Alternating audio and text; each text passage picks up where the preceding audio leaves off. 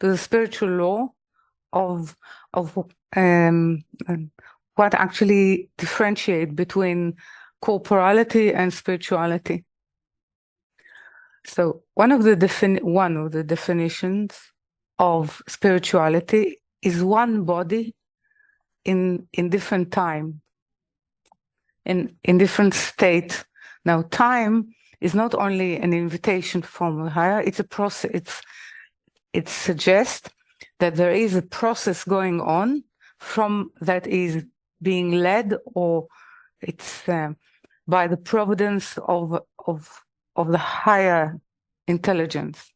Okay, so when we say about for the wicked and for the righteous, it means that when I have a consciousness of wickedness or a consciousness of bad within me, if it ties itself to a calling, to the fact that it's been revealed to me by a higher intention, and I tie it, therefore, the next I'm able to be righteous in terms of to justify the process and to move within one body. It means with the will to receive, I'm able to move to a higher operative position,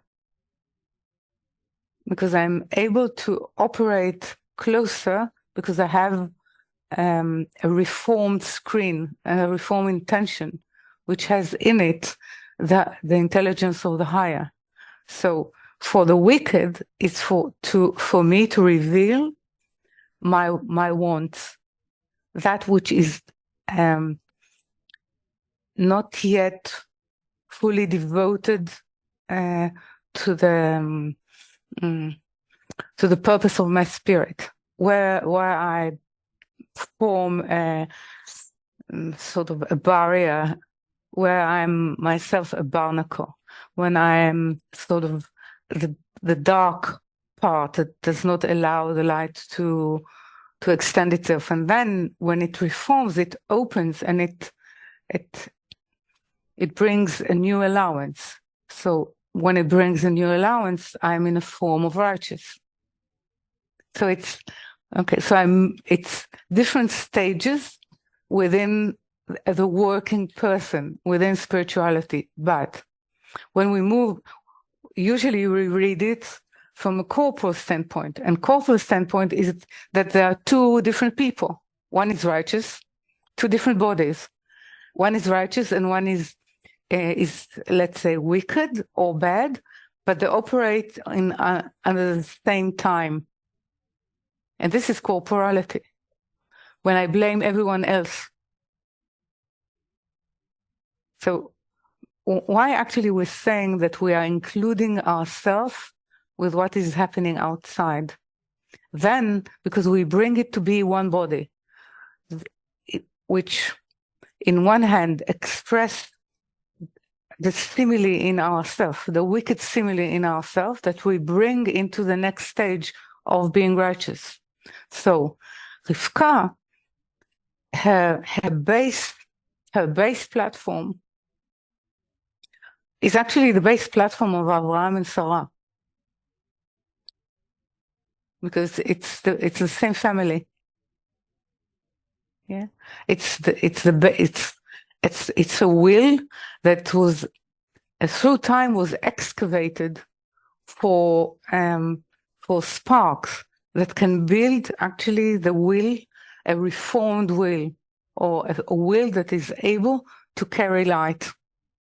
So we see all the time we are going back to the same family to take sparks. Okay, so because that there is the possibility there, it doesn't matter that they chose differently, but because they chose, let's say, to serve themselves, the fact that Rivka managed with her will to escape it and to build within her body the new option suggests that she's more a partner or a body for Yitzchak than anyone else. Okay, so it's within herself. She's moving through this, through being able to see the base that she's coming, the will that she was born in, one can say the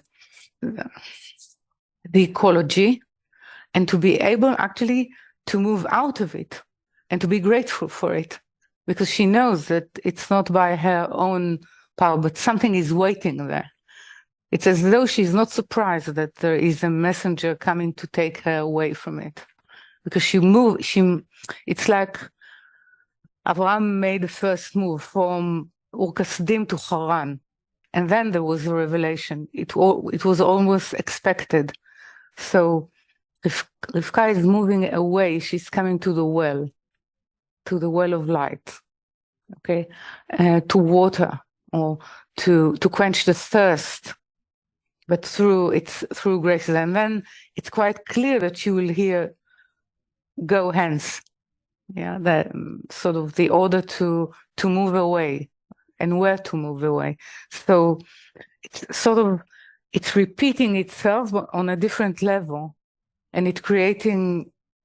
Now the picture is that it's creating a body with layers, that we start to see the layers of the genealogy that is sort of forming the possibility for all humanity to sort of get to the point of being part of the new vessel that can allow the light to reveal itself, the goodness of the light to reveal itself. So all humanity is moving from wicked to good, or to righteous, but in different, one can say, in different speed of process.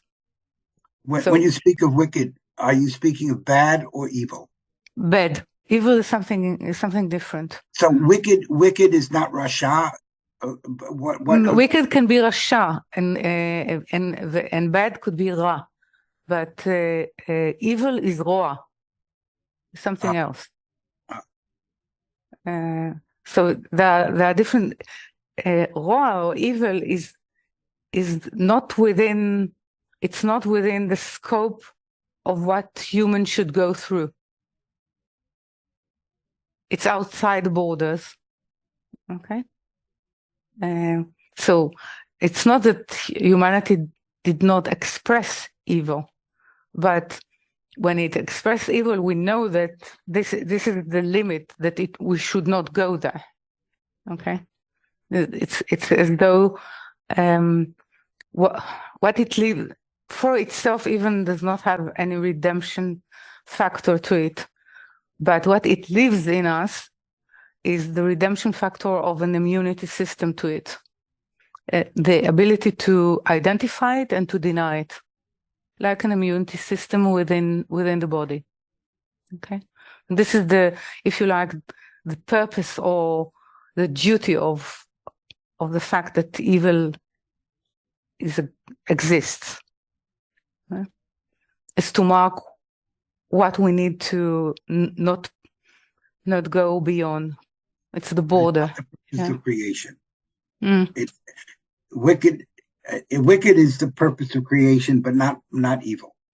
Yeah.